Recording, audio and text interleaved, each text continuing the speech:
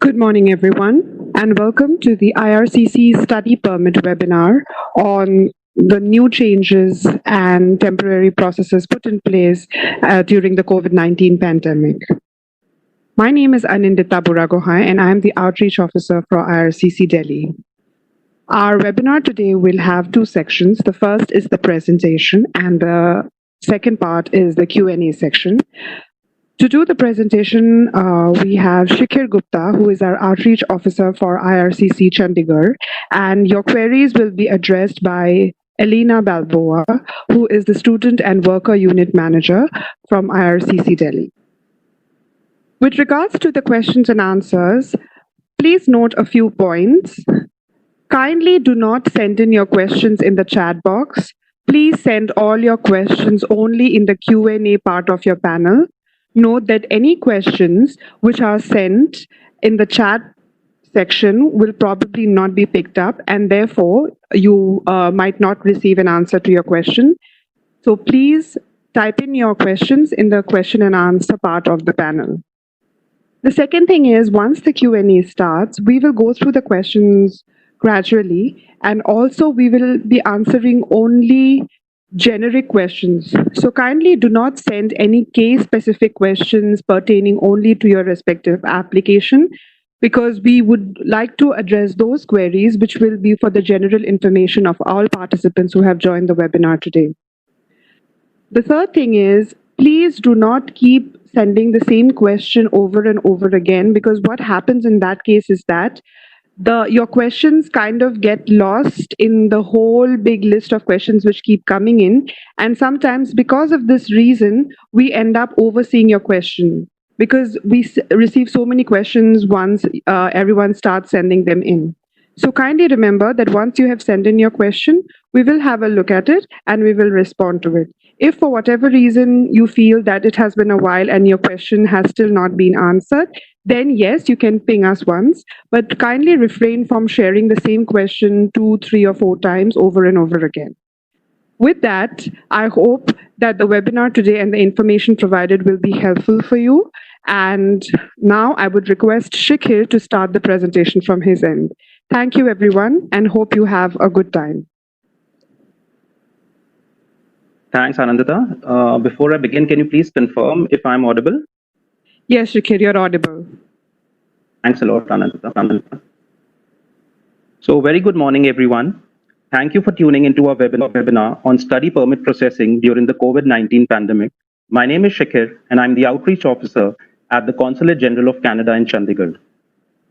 The purpose of today's webinar is to inform you about the changes to study permit applications and current travel restrictions in the view of the ongoing pandemic. The target audience of this webinar are students from India who are interested in pursuing a Canadian post-secondary education. Before we begin, please note that the contents of this webinar are valid only as of today.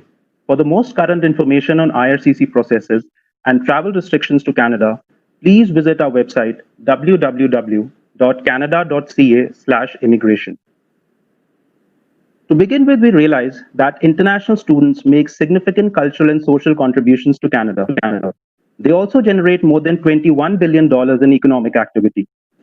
Since the onset of the pandemic, IRCC has implemented a number of temporary policy changes to support and reassure international students and designated learning institutions.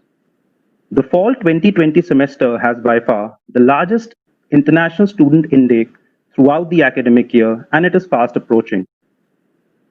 The most recently implemented measures were introduced on July 14 and are aimed at this upcoming cohort. The changes will continue Canada's reputation as a premier destination for international students, and they will demonstrate the importance of the international student program and the contribution international students make to Canada. We strongly encourage students to still consider studying at Canadian institutions, even if many DLIs have moved their fall 2020 semester to an online format. Moving on, our agenda today will cover the following topics. Number 1, our travel restrictions to Canada. Number 2, our exemptions to those travel restrictions. Number 3, Study permit processing changes during the pandemic. Number 4 are fraud tips. And lastly, what you need to know before traveling to Canada.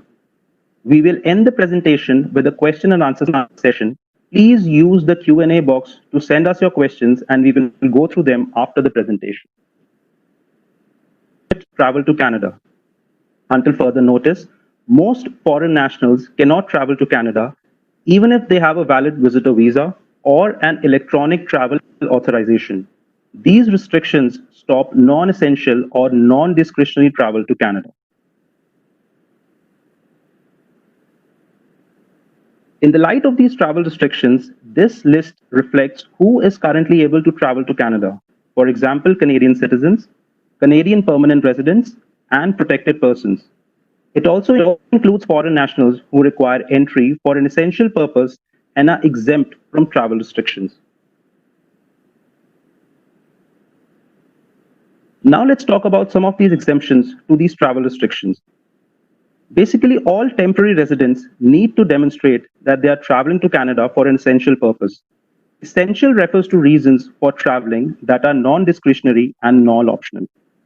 Emergency orders made under the Quarantine Act do not permit people to travel to Canada for optional or discretionary purpose, such as tourism, recreation, or entertainment. Now looking at who are exempt. These are some workers, some students, some approved PRs, and potentially some visitors looking to reunite with immediate family members already in Canada.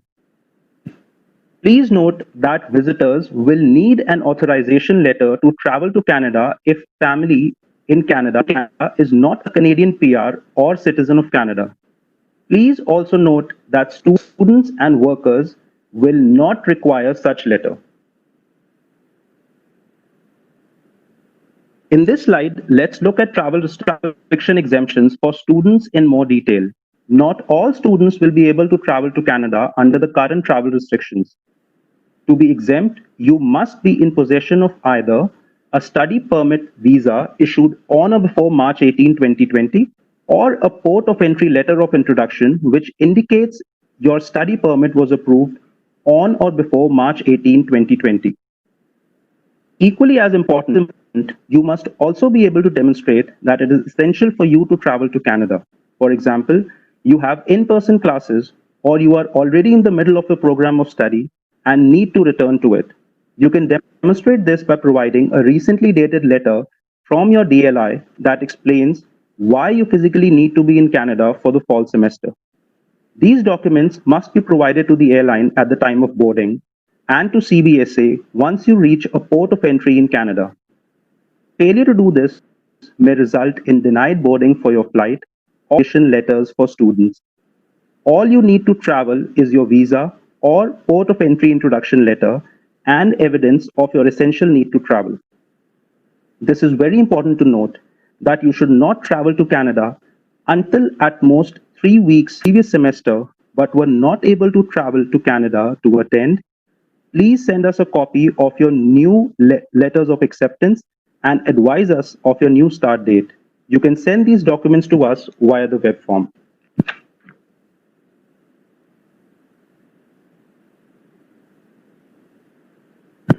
Now let's look at what processing changes have been introduced as a result of the pandemic.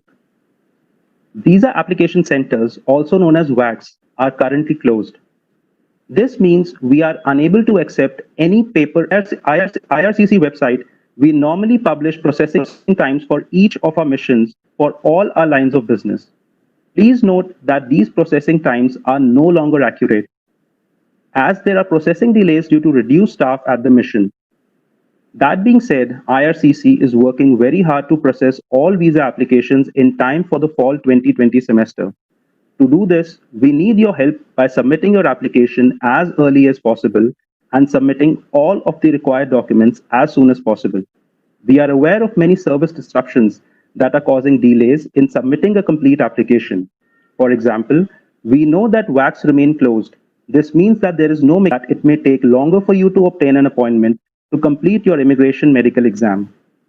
We also know that some businesses and schools remain closed or are operating at limited capacity. This means It may take longer for you to obtain your supporting documents you need for your application. All of that being said, we will not refuse any application for non-compliance or failure to submit the requested documents at this time. This means you do not have to worry about the deadline specified in the request letter sent to you. However, note that we will not be able to complete the processing of your application until all required and requested documents have been received. So it is in your favor to submit these documents to us as soon as possible. The exception to this are three following documents. You must provide them upfront or your application may be refused. First is the application forms. You do not have an application unless you complete the IRCC forms required. Number two is the fee. This includes both the study permit processing fee and the biometrics fee. Third is the letter of acceptance, also known as the LOA, from a designated learning institute in Canada. This is mandatory for you to submit with your application. Please note that we cannot physically issue any visas until the WACs reopen because we have no mechanism for two-way transmission of passports between you, the client, and us, the visa office. We are, however, attempting to return passports for any existing paper files at the mission, as we realize this is an important identity document for you. Any documents mailed directly to the mission will be returned to the sender, so please do not attempt to send your passport directly to us. Please wait for the WACs to reopen. So I've previously indicated that only those with visas issued on or before March 18 may travel to Canada under the current travel restrictions. The recently introduced measures address applications which have not yet received approval as of March 18. Here are those measures. First is that complete study permit applications will be prioritized. This means that application contains the forms, the fee, medical, biometrics, the letter of acceptance, and all required supporting documents. Second, if your program of study will qualify you for a postgraduate work permit, also known as PGWP, and part of your course, that is fall 2020 semester, has been moved to an online format because of the pandemic, the time spent on the online portion while outside of Canada will still count towards time on your PGWP. However, the online portion must be 50% or less of your entire program of study.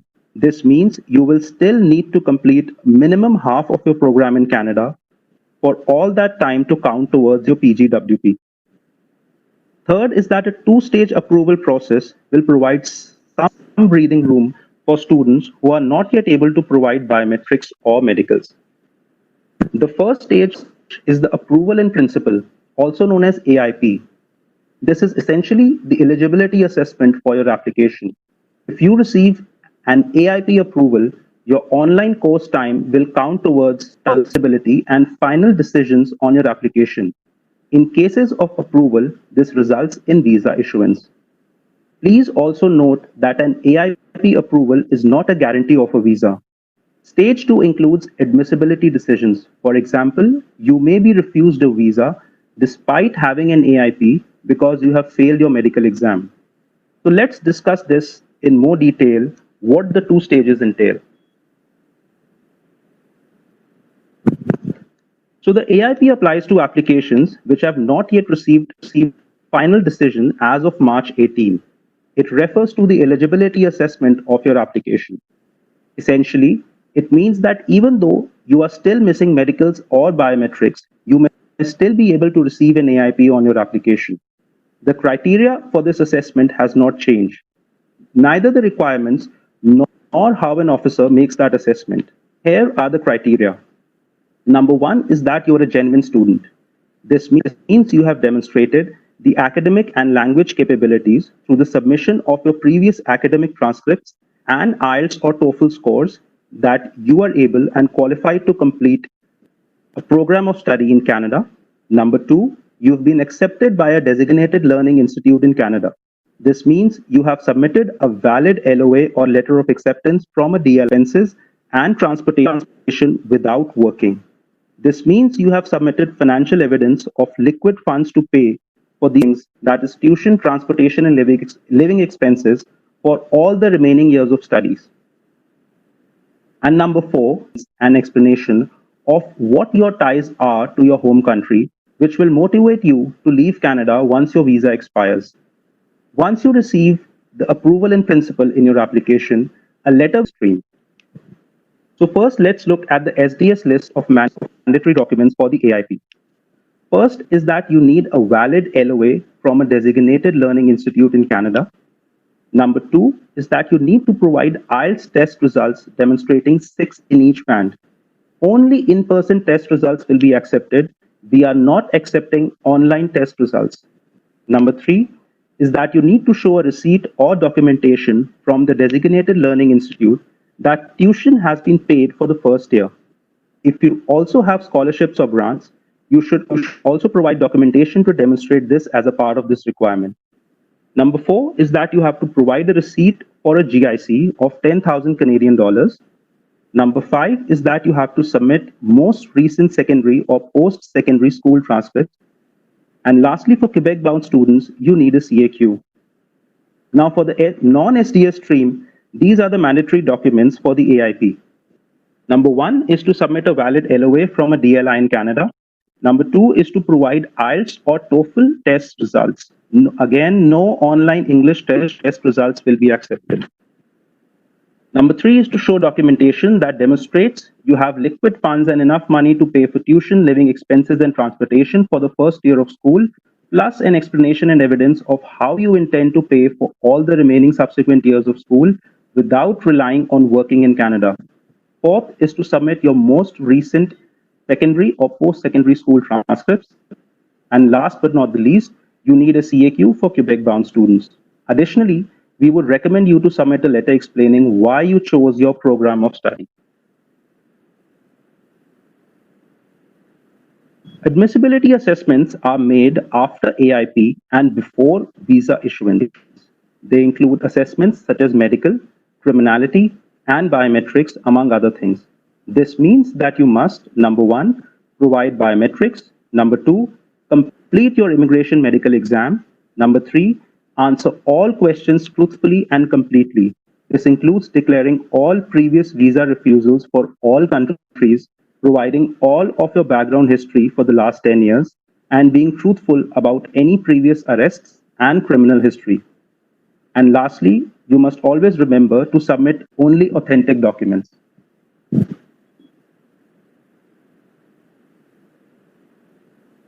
It is important to note that the required documents to submit under SDS has not changed.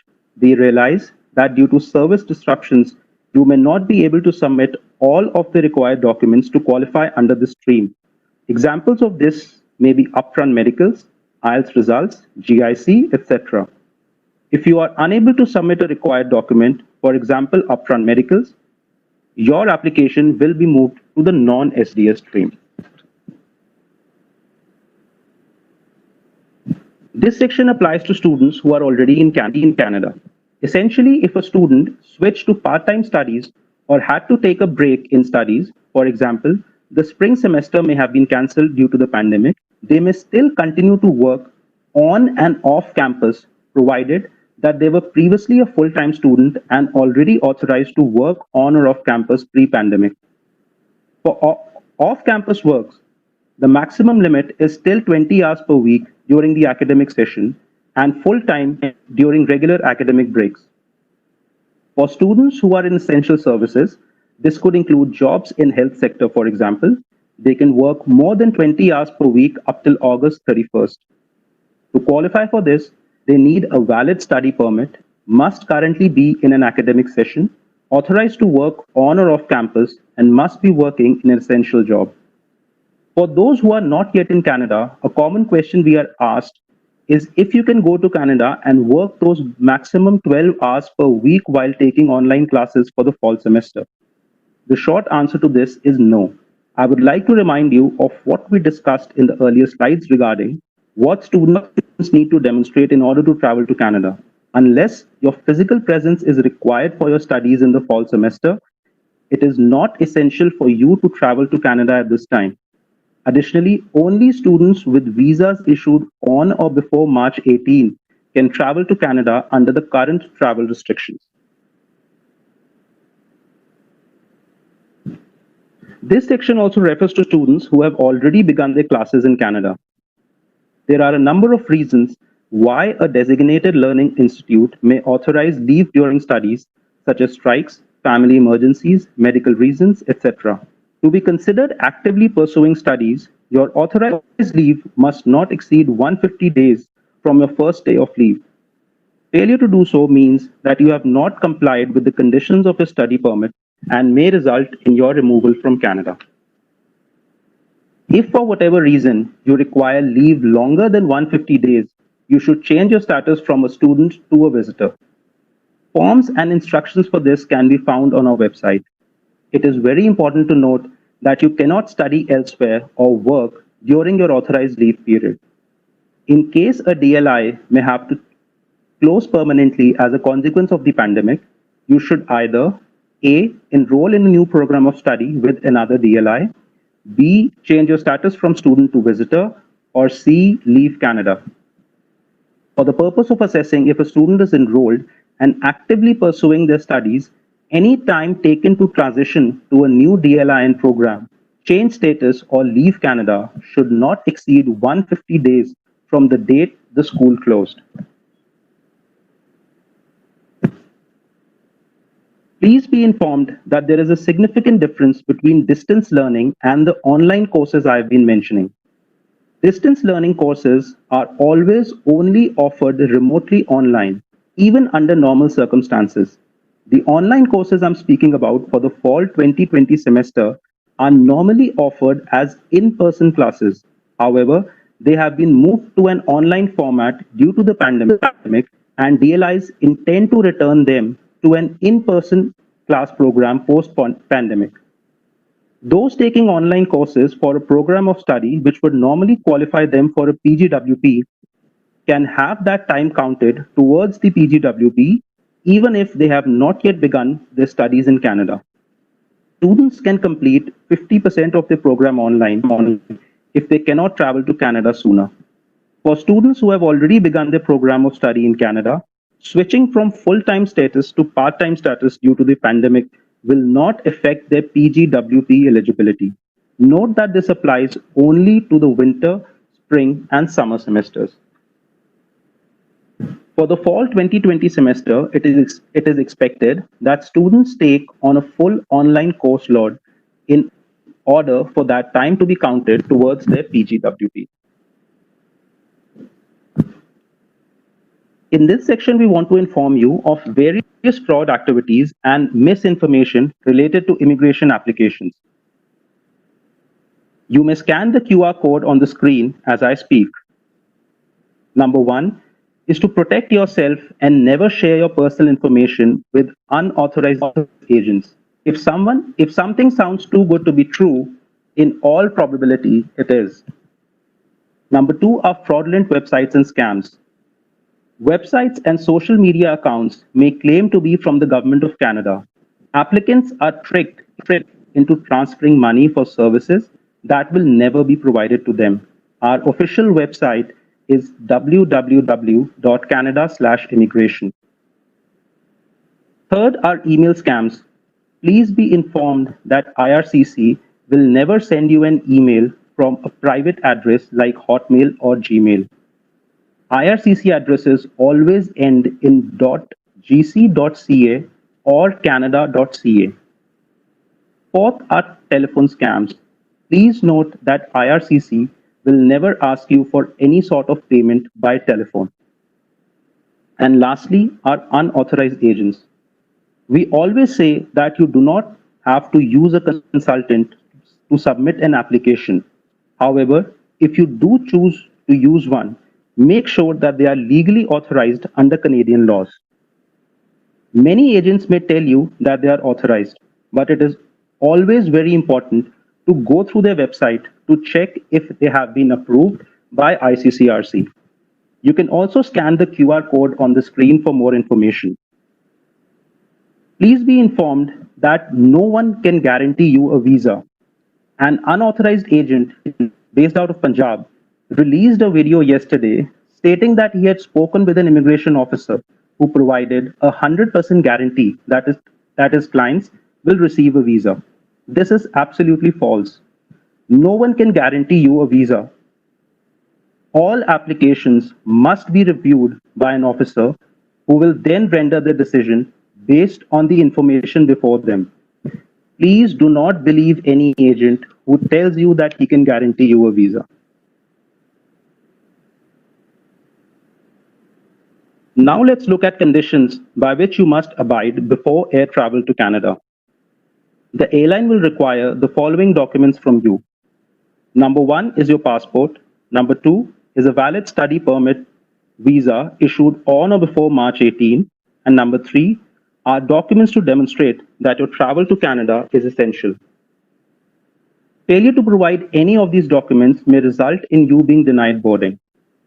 Additionally, you will be required to pass a health check performed by the airline officials just before your flight. If you are showing any COVID-19 symptoms, you may also be denied boarding. If you are approved for boarding, note that you must wear a non-medical mask or face covering upon arrival in Canada.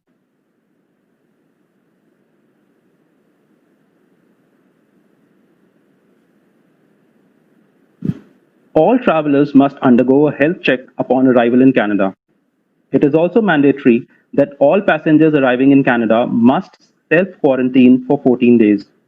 This means that all travelers must have a plan to self-quarantine for 14 days, confirm and provide evidence that they have a suitable place to quarantine. This means providing an address and explaining how they intend to self-quarantine if other people live at the same location, and explain how you intend to respect that quarantine plan. For example, explain how you intend to receive essential items such as food.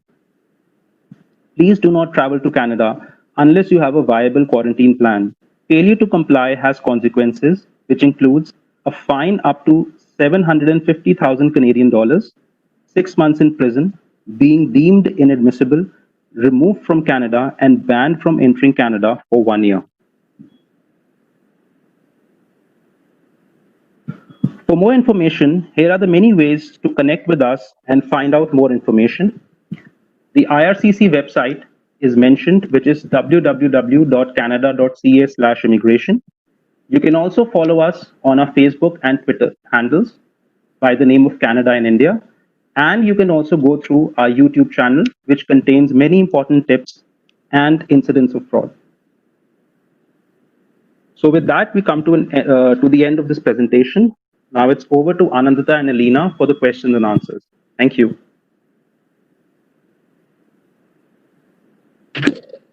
Thank you, Shakir, for the very detailed presentation. Alina, are we ready to start with the questions? Yes, go ahead, please. Okay, so the first question is, fully submitted files prior to March 18th or before the lockdown are also receiving AIPs or approval in principle. So then, is that how it is, and why are they receiving AIPs? What people are asking. So if I understood that question correctly, clients who've had their visa approval are receiving AIP letters. That shouldn't be correct. No, they're not receiving. They were not approved for the visas. They had submitted full files, which means that they probably have their medicals and biometrics. Yeah, and they're receiving AIPs now. So of course, yes, you need your AIP if you want reassurance that your courses for the fall semester will be counted towards the PGWP. The other question now is something a lot of people are asking. So I'm addressing this to all the people who are asking about our processing time. So there are people who submitted their application in June, in July, and even now, and they're asking about the processing times for AIP results, both for SDS as well as non-SDS. So there are currently no processing times of when these AIP letters will be submitted. Sorry, Anandita, I'm receiving feedback from one of your speakers.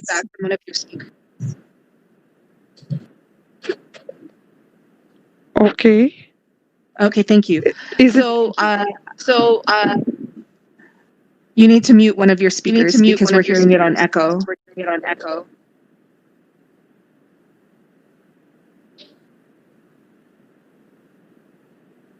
Okay, thank you. So for AIP, the processing times there are no processing times essentially. We are working very hard to provide AIP letters to all of the students who have submitted their application but have not yet received a visa. We are hoping that all of these AIP letters will be sent to you before the fall starts. However, with this two-stage processing, even if you do receive your AIP letter after you've begun your semester, the entire semester will still count towards your postgraduate work permit, provided that you have submitted your study permit application before September 15. Okay, the next question is, in a non-SDS category, documents submitted are LOA, financial proofs, and application forms, as well as medical exam proof. Will that be enough for processing the application? Sorry, can you repeat the question? In a non-SDS category, the documents submitted are LOA, financial proofs, and application forms, as well as medical exam proof. Will that be enough for processing the application? So we've given you a list of all of the documents that you submit in order for us to provide an AIP.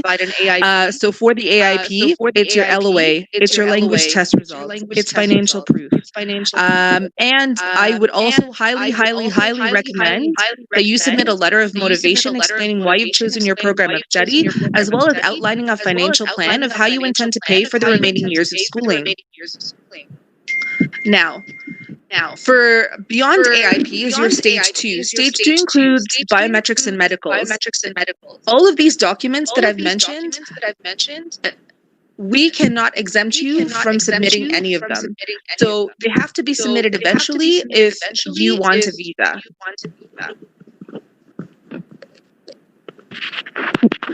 Okay. I think we still have an echo problem, so I'm not sure where that is coming from, but let's try continuing this, and if it gets worse, then maybe we'll have to try and fix this. So the next question is, when do you believe the visa application centers are supposed to open in Delhi and Chandigarh? So we do not have a set time frame of when the reopening of the BACs will occur. I can tell you that we are regularly evaluating the situation on the ground, and we are looking for options or opportunities of when we can safely open the BACs. So number one, we have to take into account the health and safety of the VFS staff who are working these centers. We also have to take into account the health and safety of all the clients who will be going to these BACs to use their services, right? So this is you, the audience right now, who are the students who want to apply. We want to make sure that for all of you who are coming into the spaces that we've hired to provide you these services to assist you with your visa application, that they are safe for you to go to. During this pandemic, the situation is very fluid. So we're regularly analyzing, we're regularly looking at the situation. There are people who are trying to decide when it would be best. At this time, we do not have a date of when the BACs will be reopened. The next question is, for individuals under the SDS category, how long would be the processing time? Are you expecting it to provide the decision before September 15th? So for SDS and for non-SDS, right now the processing times are not accurate. We are doing our best to process all of the applications as quickly as possible, especially for those who are destined for class for fall 2020. We are focusing on all of these cases so that you can at the very least get your AIP before the start of your class. Now, in terms of finalizing cases, we are currently not finalizing any applications that are to be approved because we cannot at this time issue any visas. Once the VACs reopen, we will finalize all of these cases in queue, and then you will be sent a passport request letter, which you can then send to the VAC. So, but again, this all banks on the VACs reopening. So we ask you to be patient. Please monitor the VFS website, because that will provide you the information you need when it is decided that the VACs will reopen. And then when that occurs, I'm sure there will be also further instructions on whether or not you need to make appointments, etc., other health and safety measures that need to be taken into account if you attempt to use those services. And then we'll move from there. Thank you. The next question is it absolutely necessary for individuals to give a language proficiency test for the AIP stage? Some schools have started their own language tests. Are those students allowed to submit their study visa applications without the language exams? So at this time, because of the pandemic, we realized that there are a lot of English language test centers that are closed. And so we are allowing you to submit your application without these English language test results. However, you will need these test results in order to receive an AIP on your application. For SDS, there is no change to the criteria, which means that you need to submit IELTS results upfront with your application submission. Otherwise, your application will be moved to the non-SDS stream. The next question is PCC mandatory? A PCC would be a police certificate. No, please do not submit a police certificate unless a visa officer requests for one. If you want to submit it, you're welcome to, but it's a rare case where we actually need to see one. Thank you. The next question asks, is there an IRCC pattern to pick up study permit files? Because people are noticing that those who've applied in June and July have started getting AIPs, whereas the people who applied in March, April, or May, including the person who's asking this question, have still not received their AIPs. So an AIP means that you have a valid letter of acceptance where it indicates the date of when you're meant to start classes, and this date is somewhere in the future. A lot of the applications submitted in March, April, and May are for the spring and summer semesters. And so that means that those LOAs are no longer valid because they indicate a start date for a program that has already passed. If you have not yet submitted your updated letter of acceptance with a new date in the future telling us that your enrollment has been deferred to either the fall 2020 semester or to a semester in 2021, you need to send this to us right away. So I can tell you that for all of the older cases, this is the primary holdup for the AIP, that the letters of acceptances on those files indicate a start date that is now passed, and so those LOAs are no longer valid. So please submit the updated LOA indicating a new start date, reflecting your enrollment deferral to a future semester. And please submit this to us via web form as soon as possible so that you can get your AIP letter. Thank you. Okay, so the next question is from a person who's already submitted their study permit from Delhi in India. Now they're planning to go visit their parents who stay in Indonesia, and what they're asking is, can they submit their biometrics in a visa application center in Indonesia and then get their visa right from there? And if it can happen, then will they get an approved visa right away, or will they still get an AIP in that case? So at this time, globally, I can tell you that no study permit applications are being approved, right? Because for the most part, all VACs are closed, and where VACs might be open, there is still the travel restriction. Anyone who receives a visa post March 18 cannot travel to Canada. So there honestly is no rush for you to get these visas because you can't travel to Canada anyways, not at this time.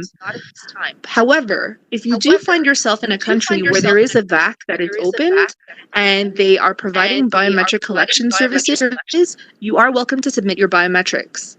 If at that time that, for example, travel restrictions may have been lifted, if you happen to still find yourself in Indonesia, and applications are now being approved and visas are being issued, yes, you can certainly submit your passport to the VAC in Indonesia, and then your application will be issued a visa through our office in Jakarta.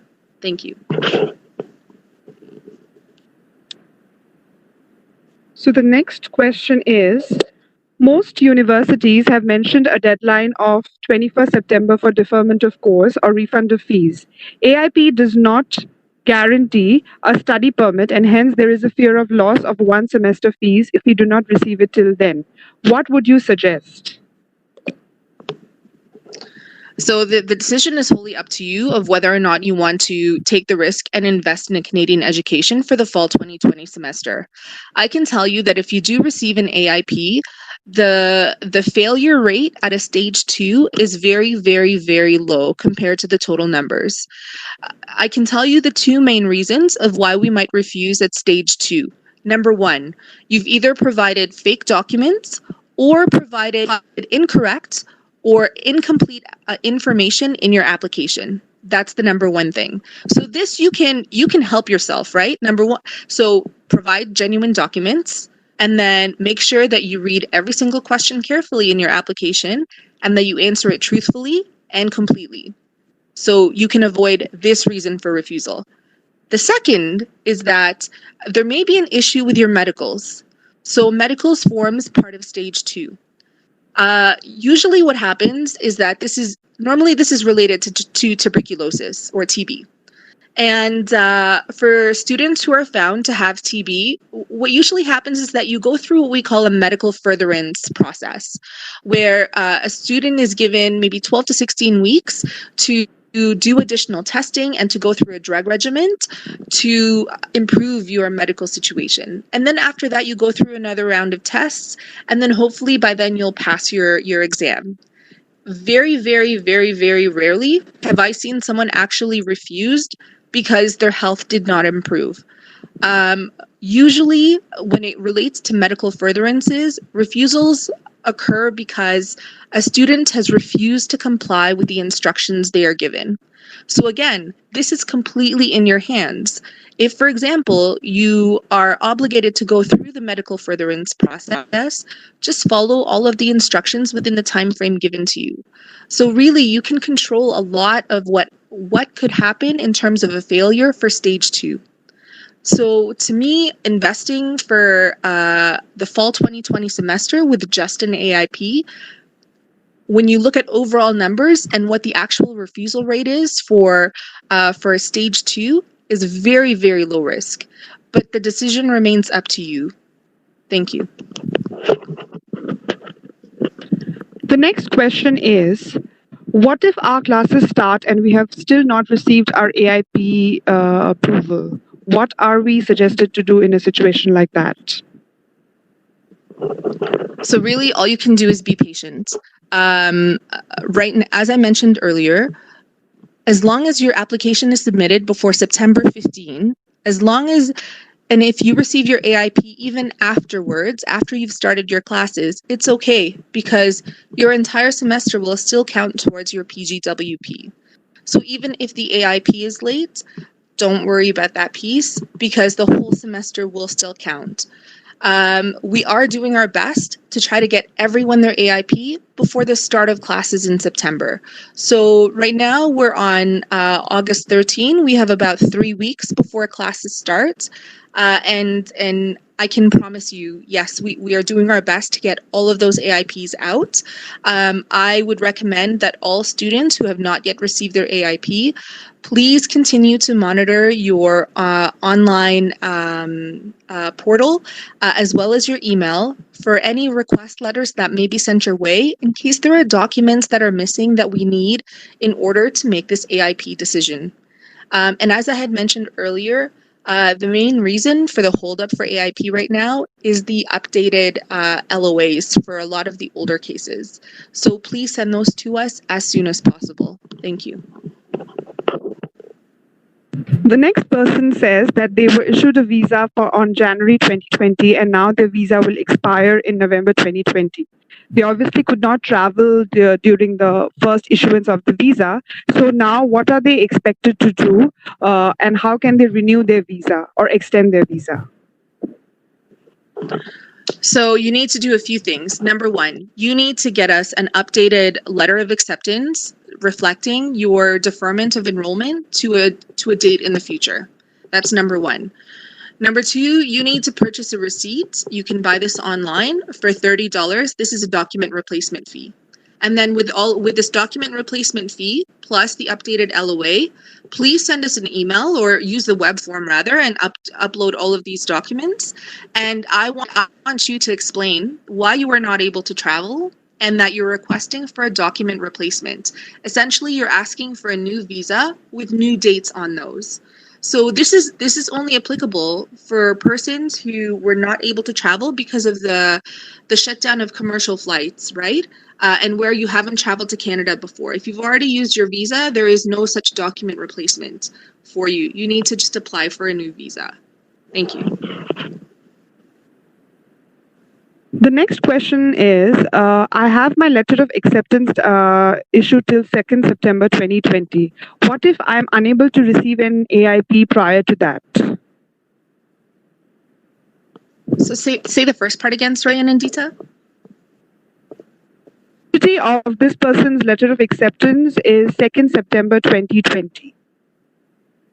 Is what they've mentioned in their question. And if they don't receive an AIP prior to 2nd September, then what are they supposed to do in that case? So this is the same as the previous question answered, that you just need to be patient and wait for that AIP. You can either start your classes, that's completely up to you. But frankly, why don't you? So as long as your application was received before September 15, and you received your AIP after you've started your classes, your whole semester will still count towards your postgraduate work permit. In case you don't get your AIP, and frankly, as long as you provide all of the documentation we requested, there should be no reason why. So, let's go through some of those things again. That you need a valid LOA, that you need to show funds for a full year. So, and that's, not just tuition, but living expenses and transportation as well. If you're applying via SDS, this is a full year tuition paid, plus your GIC. You need to show language test results. So this is in-person test results. Each band must be 6.0 or higher, whether SDS or not. So if you're taking a different type of test, like TOEFL or PTE, make sure that you are receiving the equivalent of 6.0 in each band. And then for Quebec students, CAQ. So as long as you have those documents, you should be confident that you should be getting an AIP. And like I said, highly, highly recommended. Include a letter of motivation explaining why you chose your program of study, as well as explaining your financial plan to pay for your remaining years of school. And in case you do have, say, for example, education gap, where you went to school, you worked for a little bit, maybe for several years, and then now you want to go back to school, you should also explain your reasons for why you're wanting to go back to school and explain what you were doing during that break. All of this will factor into your decision for AIP. Okay, the next question is a very interesting one. So this person has a visitor visa, and what they're asking is if the travel restrictions are lifted and they can go to Canada on their visitor visa, can they get the biometrics for their study permit done in Canada and then get their study permit issued? No. Your study permit will not be issued in Canada. Your study permit will be issued abroad. So, in Canada, the number one, the Service Canada centers will have to reopen in order for biometrics to be able to be collected. And right now they're closed. They're not doing any biometrics collections in Canada. We will not allow for biometrics collection at the port of entry for a case for this circumstance that's described. So that's not a possibility. I would recommend that you wait for your study permit to be sorted out abroad and then travel on your study permit before going to Canada. The next question is PTE going to be accepted for a study permit application? Yes, we can accept PTE under the one condition that you provide us access to your results online. So in the PTE portal, you need to send your results to IRCC. Do not give us your login, do not give us your password, because when we try to do it, they ask us all sorts of security questions and we can't access your results. You need to send it through the portal to IRCC. If you do not do this, your application may be refused. The next person is asking, what if they get an AIP refusal? Is it allowed for them to reapply again? And by then, if the September classes start, what do we suggest? Do we recommend that they wait to receive their AIP for the September intake, or should they defer their intake to January 2021? So we're not providing any advice on this because really the decision is up to you. We're only providing you the facts of how we're doing the processing and what might factor into your decisions. Okay, this seems more like a rumor which is doing the rounds. So a lot of agents seem to be saying the students that private colleges or institutes are not receiving visas. Would you like to comment on this, Elena? That's not true. So we do not do any sort of triaging based on the type of school you intend to go to. We work on a first in, first out generally. So yeah, we look at the oldest applications and start working on those.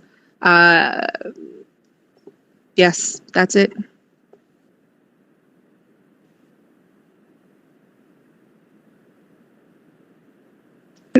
So the next question is asking, can we defer our admission after receiving an AIP, even after receiving an AIP? Yes, you can defer your enrollment. Please ensure that you do submit to us your updated LOA so that we can update your file. Otherwise, you may have issues later. Next question is asking, the person is asking, by when is it expected that Canada will lift their travel restrictions? So the current travel restrictions have an expiry date of August 31st. They could potentially be extended, they could potentially be amended, or they could just be kiboshed altogether. So we won't know this until closer to that date. This person is asking, what about those students who were issued a visa before 18th March 2020 and their classes are going to start physically now? So what are they supposed to do? Can they travel to Canada? Their visa was issued before March 18? Yes. So yes, you can travel, right? So number one, you need to show us you have a valid passport, that you have a valid visa that was issued on or before March 18, and that you need to show us documents indicating that you have in-person classes. So if you can show us these three documents, you can certainly board a plane and come to Canada.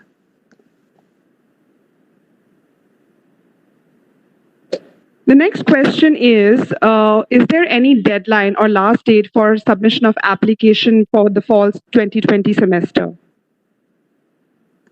While there is no deadline, if you want your AIP before you start classes, the sooner you submit, the better. Frankly, we're already in mid-August. So if you haven't yet submitted, you need to do this now. Okay, so this seems to be an information which is being shared a lot in the market currently or outside. So the person is asking that it seems like a lot of complete applications are not receiving their AIP, but a lot of incomplete applications are receiving their AIPs now. Would you like to comment on that? So I cannot confirm any of that information. We are working hard to go through all of the applications to ensure that everyone gets their AIP in time. As I said, there's no accurate processing times, and there's a lot of volume we need to get to, because keep in mind, we have limited resources at the mission, and limited resources in Canada as well, who are helping us with our workload. but we're doing our best. So whether it's the Delhi office or our sister offices in Canada, who are trying to work through all of these files as quickly as possible to get everyone their AIPs, whether your application is complete or not. The next question is, what can someone defer their admission or defer their course after doing the first semester if their university or college is not providing a good online study experience? And in that case, what happens to their AIP? So so what you're trying to tell me is that you've done your fall 2020 semester online, and then if in case the winter 2021, like January 2021, is still online, the student would like to defer that and wait until in-person classes resume. If you want to choose to do that, that's up to you as well. That has no bearing on your AIP that was given to you. The next is about something which a lot of people are asking. What is the success rate for a non-SDS and an SDS application in the current scenario? So you're asking about approval rates. SDS generally has a higher approval rate only because the assessment that needs to be made is more straightforward based on the documents that we demand for SDS. Whereas non-SDS, there's a lot more discretion on behalf of the students in terms of what types of documents they can submit. And this is what makes the assessment more complicated. And when it gets more complicated, this usually results in a higher refusal rate. So the two-stage process which is currently in place, will it also apply for those students who were enrolled for the January 2021 intake, or is it only for fall 2020? Yeah, the measures are currently only for fall 2020. Whether or not they'll be extended to January 2021, this is a possibility, certainly. It depends on the situation on the ground, what's happening in terms of the pandemic. But as of right now, it only applies to fall 2020.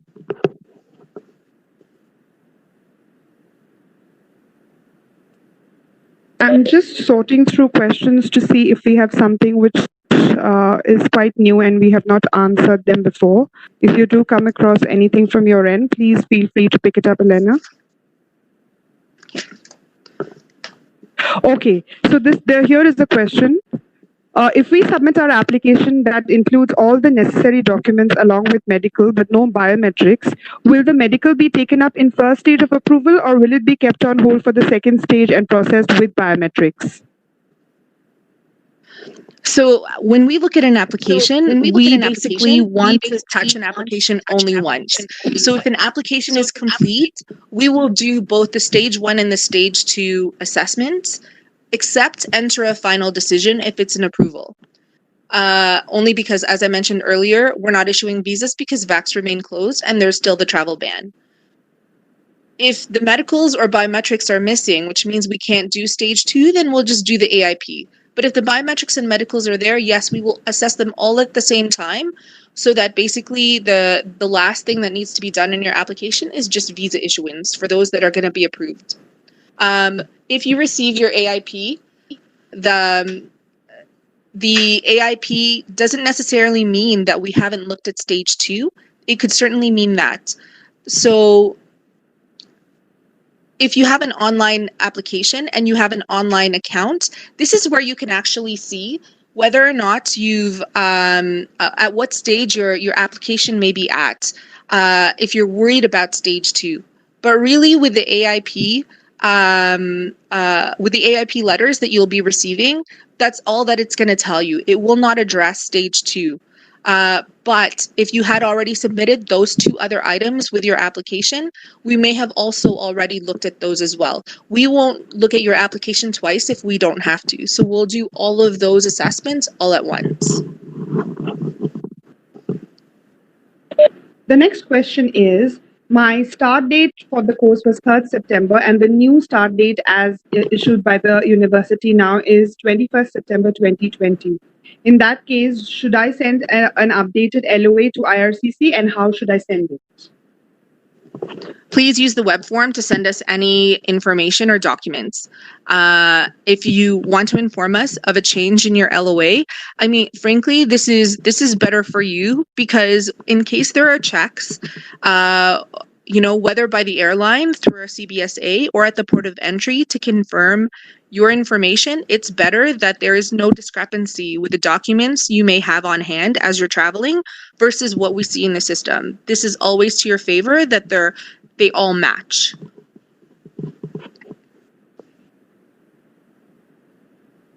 The next question is about internet connectivity and online classes. So this person has all his classes online now, and they have very bad internet connectivity, and they now have a letter issued by their institute which says that it will be better for them to come and do physical classes in Canada, or just classes in Canada, because they will have better internet connectivity. So will that be enough for them to travel to Canada if they already have an approved visa with them? And this visa was issued before March 18? The question is saying that they already have an approved visa. Okay, so if you meet one piece of the requirements, that you have a visa issued before March 18, and now you're saying, and now your need to go to Canada is due to poor internet connectivity, really the judgment of what documents to demonstrate this is for CBSA. This is not to be included in your study permit application, because we're not the ones who are judging whether or not this reason is valid for you to travel. This is really CBSA to whom you should be directing this question. Next person is asking, once we have submitted an updated LOA to IRCC, how much time does IRCC take at their end to update it in their system? Because this person is specifically asking this because they seem to have shared their LOA with us in May 2020, the updated LOA, and they have not seemed to receive an update yet from our end. So as I mentioned earlier, we're trying to work through the backlog of cases as quickly as possible. I don't know all of the details of your case. It may not just be about your updated LOA. There could be other things that is deficient in your application. I do not know, so I really can't comment on this. The next question is about AIP. This seems to be the hot topic because, of course, it is new and there seem to be a lot of misinformation out there. So this person is asking that the AIP approvals that IRCC is issuing currently, are they? Is there any format to them? Or is IRCC issuing them on a first-come, first-served basis, or they're just picking up random applications? Would you like to comment on that, Alina?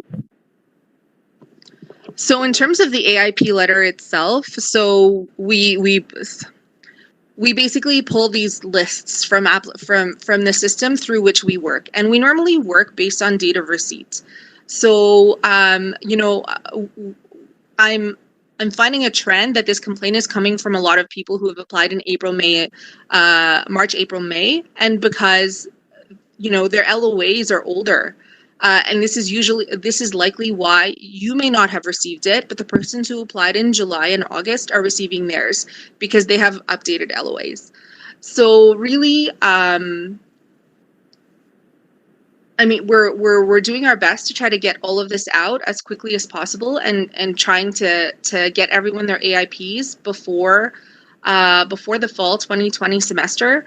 And in terms of who gets issued their LOA first, basically as soon as eligibility is passed on your application, we have staff who go through these lists of cases where eligibility is passed to send out those AIPs. So it really banks on whether or not you actually deserve that AIP because all of your documents are on file.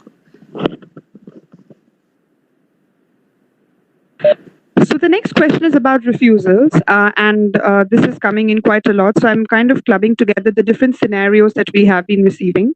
I have been receiving on the Q&A box. So people are asking what is, and if at all, there is an impact of previous refusals on their current study permit application.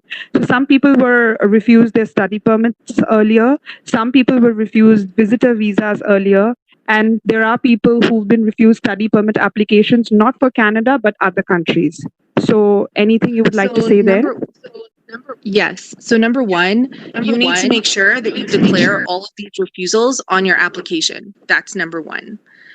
So number two, in terms of whether or not it'll impact your current application, it depends why you were refused. If you were refused for an eligibility reason, to me, eligibility reasons are fixable.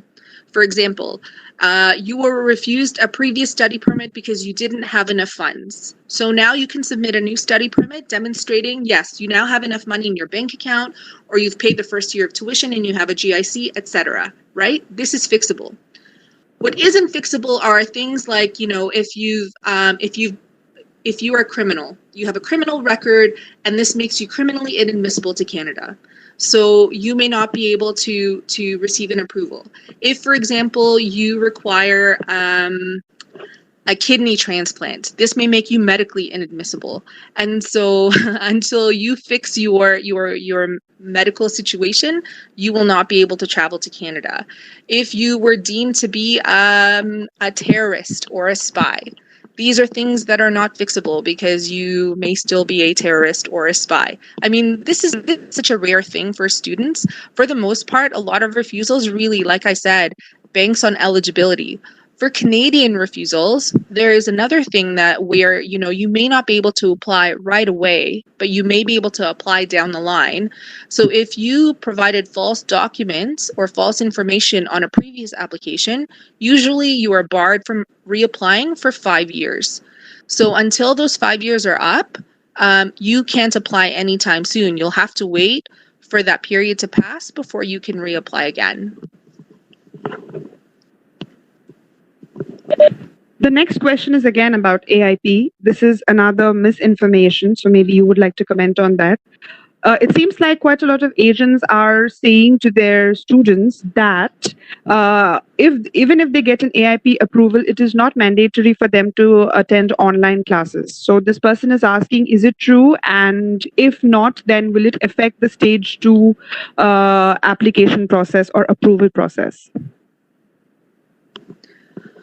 So you receive AIP, you've paid for these classes, yet you don't want to attend them. Like, this doesn't make a lot of sense. But if the reason you're not attending fall 2020 classes is because you're deferring to a later semester, like, that's fine too. But really, like, if that's your intention, then just apply for the winter 2021 semester. Like, don't lie to us and tell us you want to apply for fall 2020, hoping to get a visa faster. We have all of these applications to go through, and because we're going like by date order, essentially, where applications are complete or where we can make that AIP decision, you'll have to wait your turn anyways. And frankly, there's 4.5 months to the January 2021 semester. Please don't submit to us applications where you really don't intend for fall 2020. You can apply right now for January 2021. Like, there is nothing preventing you for applying for a study permit for January 2021. But put that on your application. Are we still sending out those AIPs? Technically, AIPs are only for the fall 2020 semester, and there's essentially 4.5 months for travel restrictions to be lifted and for you to make it to Canada. But at least your visa application is in, and it will be in process. So really, students really just need to be patient. We all need to be patient in these times of COVID-19. We understand that uncertainties are causing a lot of anxiety and stress. Believe me, we understand this. We're doing our best to try to provide you with reassurances through the measures we've introduced and trying to encourage you to invest in a Canadian education.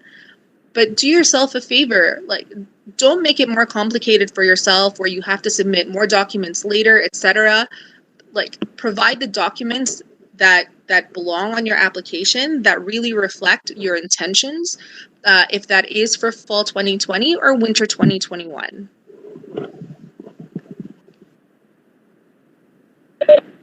This next question is by a returning student, and I think this might also be relevant for other returning students. So this person is asking, will returning students also need to provide an updated letter of enrollment because the previous one that they had provided already has their expected graduation date in it?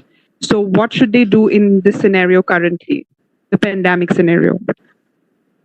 So for returning students to be able to travel, they need to demonstrate that they are residing in Canada and that they're returning to studies they've already begun. So yes, you can certainly submit your previous LOA that you submitted with your application, but you also need to submit a more recently dated letter or document from your school stating that you are currently enrolled, that here's my transcript to show that these are the courses that I've already taken, and this is demonstrating to the Port of Entry Officer or CBSA that you are in the midst of your program. That is essentially what you have to demonstrate.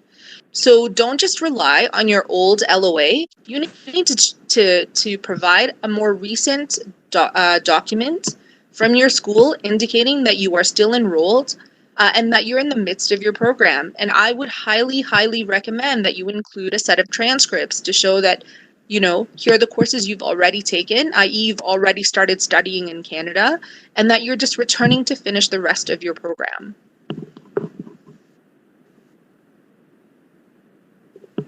The next question, Elena, is about errors that people have made in submitting their application. So this is coming in from a lot of people.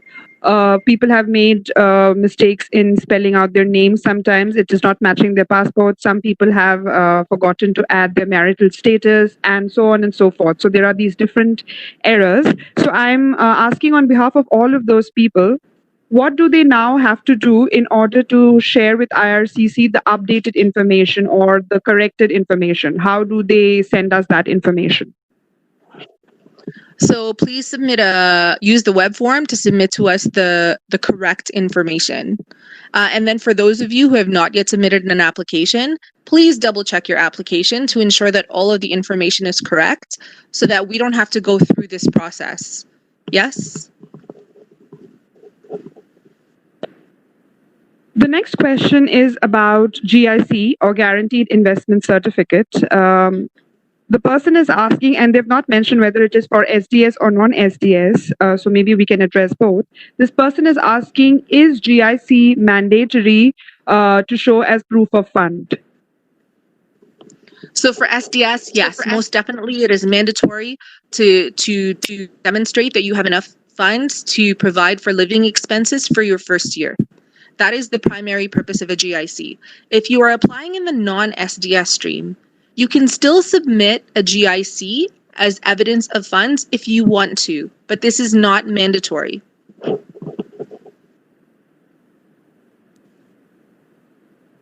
The next question is about, so the person is referring to it as the air bubble, the recently introduced air bubble. So what I understand is probably they're referring to the new Air Canada flights, which are just going to start shortly. So they're asking about what are our comments on it. Maybe we can tell them something about the restrictions that will apply for travel to Canada within this Air Canada flights for students. Oh, so I recommend please visit our website for all of the information you need on that.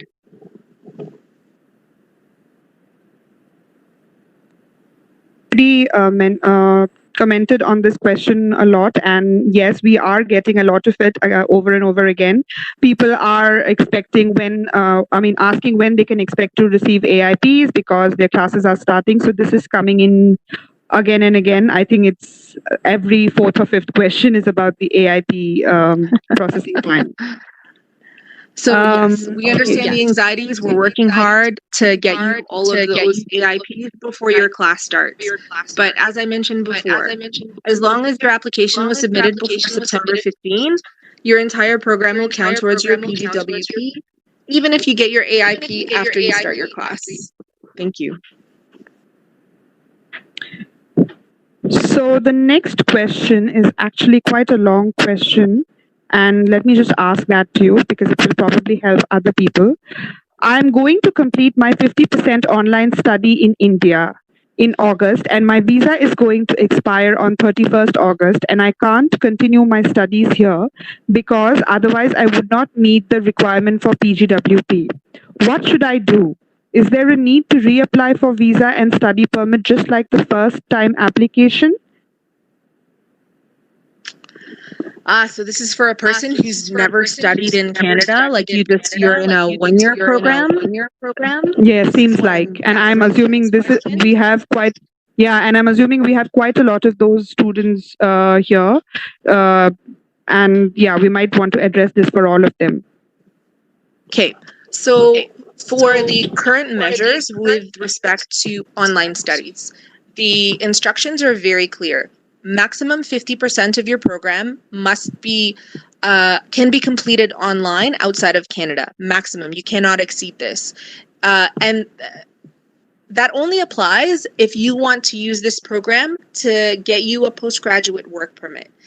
You know, if you want to just study, to learn something new, to do some self-improvement, go for it. You can do the entire program online if you wanted to, right? The study permit is only for, and this 50% rule is really only for those who want to use the time that they've used on their studies to count towards their postgraduate work permit. So if that is your end goal, then yes, you will have to wait until the travel restrictions are lifted so that you can travel to Canada and complete your last semester in Canada. If you had never used your visa and were unable to travel because of the pandemic, you can go through the process of requesting a document replacement for your visa.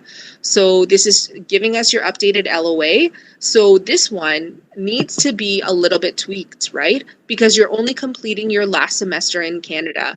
So your DLI will have to provide you a letter to sort of explain what's happened, that you've completed one semester, and even though there has to be a break because you want that final semester to be in Canada.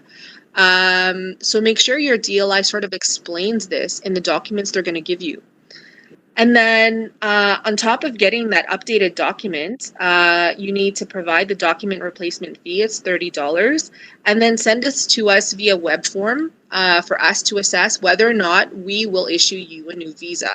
And then if that is the case, that we will just reissue the visa with a new date, then we'll send you a passport request letter and for you to submit your passport to a VAC once the VACs reopen. The next question, Alina, you will know, we get this quite a lot, is people want to know how can they show us, or what are the documentary evidences that they can add in their application to convince the officer that they will be returning to their home country or wherever after their studies are over in Canada. So basically that question is asking about how can I demonstrate ties. So you can talk to us about family members that you have to return to in your home country. If there's a job waiting for you, for the degree that you just completed, how are you going to use this in your home country? If you have assets, if you have property, that sort of thing, that's how you can demonstrate this. For students, we understand that a lot of you will be moving towards a postgraduate work permit after you complete your studies. And then beyond that, I know that a lot of you have the goal of obtaining permanent residence in Canada. So this piece about demonstrating ties is not such a large factor in the assessment of your application. So don't think that you need to go overboard in terms of documentation. Really, if you include in that letter of motivation I mentioned, so you're going to discuss why you've chosen this program, you're going to discuss your financial plan for your future years of study. You can also include a piece about, you know, what your ties to your home country may be. That's what I would recommend. Thank you.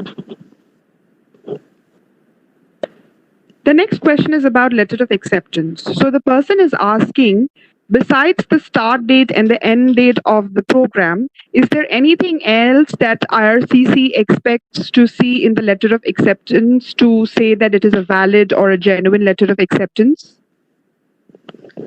So all the schools have received a sample template of what IRCC expects to see in their LOA, and the schools have this information. So whatever your school is providing you, they've likely already taken this into account.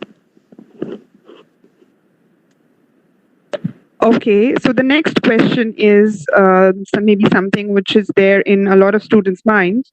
So they receive their AIP approval, they start their online courses from the fall 2020 semester, and after 2 months of doing online classes, they receive a refusal on their second stage. In that scenario, will they receive a fee refund? Would you like to comment on that, Elena?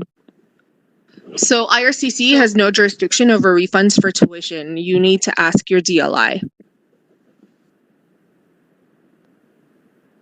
The next question is will probably be helpful for Quebec-bound students. So the person is asking that if a person is going or is bound towards a Quebec university or college, can they start their online classes without receiving an AIP? Because the Quebec government does not seem to have issued any advisory or notice regarding this particular thing. So the CAQ is essentially needed for you to start your classes in Quebec. And for us, for IRCC, we need this for visa approval. And you'll need this actually for your AIP. So I think you need to think about getting that CAQ before you start anything, because this factors into your AIP decision.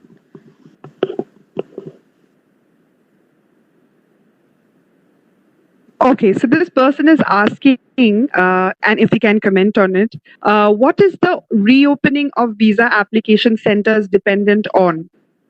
Is it something that we can share or comment on?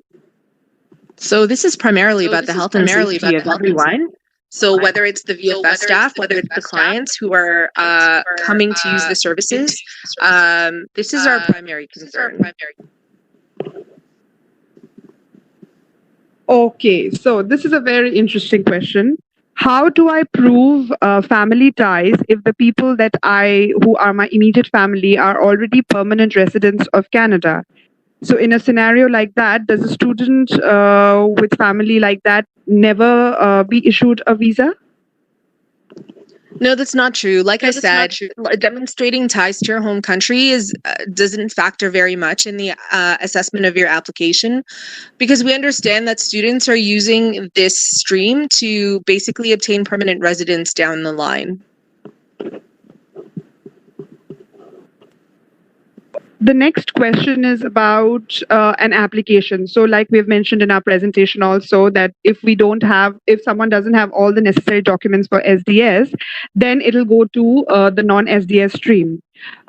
So for those applications which were sent to us before March 18th and which are still under processing, the people had sent to them as SDS applications, but how would they know in the current scenario whether those applications were moved to non-SDS, or are they still being processed on SDS? Oh, you won't know. Because basically when an officer is reviewing it on the SDS side and then they realize it needs to be transferred to the non-SDS stream, you really won't know. Like even if you were to receive a visa, for example, or an AIP, there is no mention of such, whether it's in the SDS stream or not. Like this is something that this is a type of document or information that we do not relate to clients. The next question is about the PGWP policy, which is currently in place because of the pandemic. And this is mostly coming in from people who have a 1-year program and have almost done 50% of their program here in India already. So they are asking, is there any update, or can there be expected to be any change in the PGWP policy, especially for those kind of students who've already done 50% and have just a 1-year course or a diploma? So the question is about policy changes and if there's any updates. No, there's none.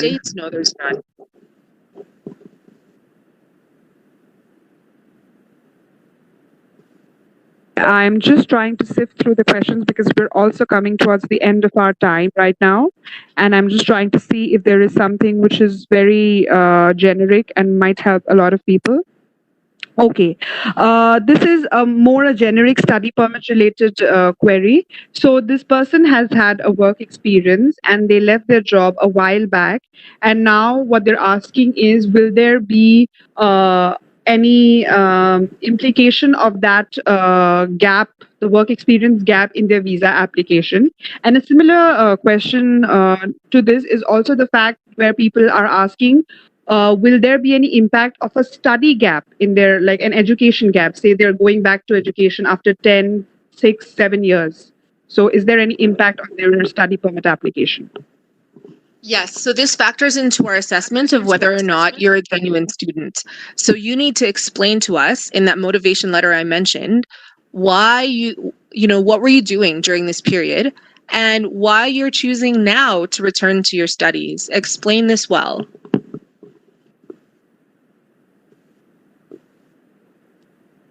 Person is asking if there is a separate requirement for those applications which were submitted before March 18th. I know you have commented on this, on something like this earlier, but this person wants to know if they have submitted an application before March 18th and they had submitted everything, will they now have to submit something in addition, say for example an updated medical, because it's been a while that they submitted it?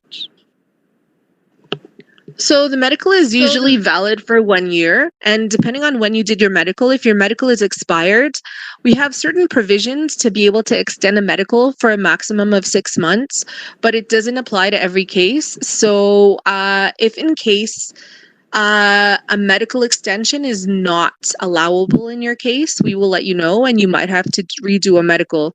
But if we can extend it, we just might, and then you won't have to provide any additional information. Lena, as we are nearing the end of our webinar, maybe just a couple of more questions? Sure. Yeah. So this is something about hybrid courses. I've been receiving a lot of queries around hybrid courses. So a very common query is if it was a hybrid course, which is half physical and half online, the physical part was the first part in which they have already started, and that has also happened online. Now, how does that impact their PGWP?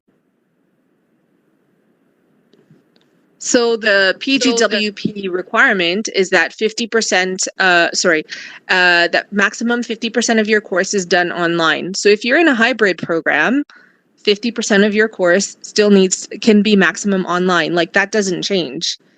The calculation remains the same.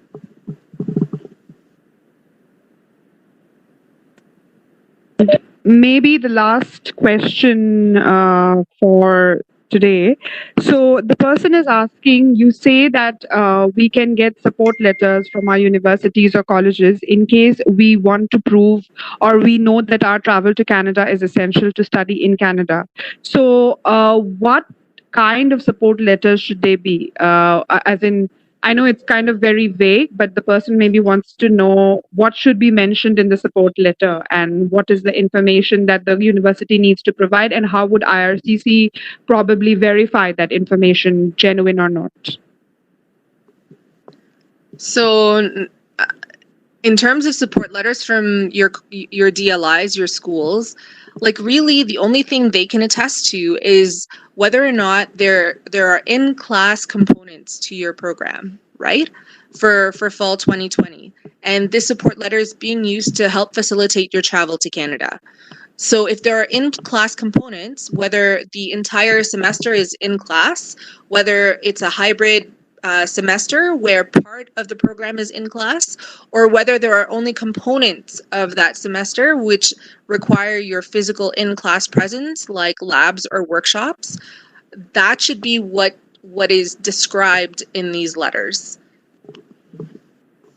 And in terms of verifications, I can tell you that our CBSA certainly does verify with the schools whether or not the documents being provided to the airlines are legitimate.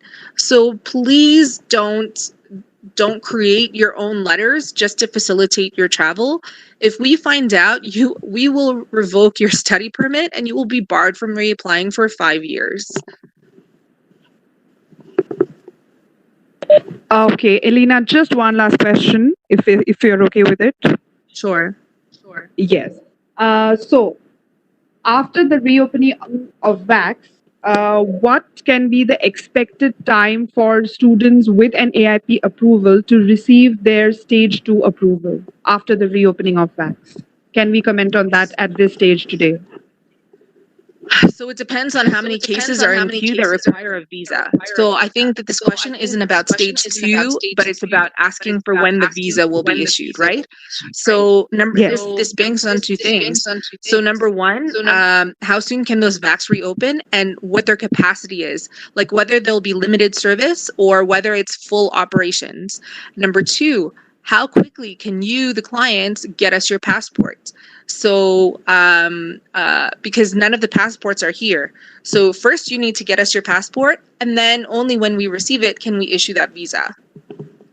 So right now, this is very difficult to comment because there's a lot of unknowns right now.